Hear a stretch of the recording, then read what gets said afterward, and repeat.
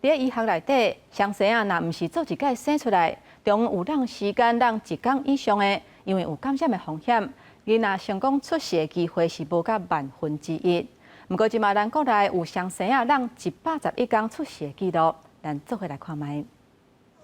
这查甫婴目前2个月大，体重就要超过5公斤。这是40岁关小生后生，原本以为是双生啊，伫19礼拜左右向大量破水，紧急到医安体。不过第一个第20礼拜自然生出来无保掉咧，为保住第2个，医疗团队用强效抗生素加白子姜头治疗。关律师带院在床3礼拜安体情形稳定落来才转去，后小照机庭来产检，顺利伫将近36礼拜生第2个，无惊平安。 A 宝出来后，它的脐带根是要塞回我的子宫，所以也有感染的风险在。所以其实存在很多的高风险情况下，就是忐忑不安，但是就是还是日子一天一天过，不能下床，都很痛苦，要吃喝拉撒都要在床上。 医生指出，双生啊是早产高危险群，也是拄着早产，2个囡仔拢会斗阵生出来，计24点钟以上才生第2个状况真罕见。医学上叫做双生延迟间隔生产，成功率无到1/1000，因为早产定定有潜在性子宫腔感染，加生第1个了后子宫台拍开，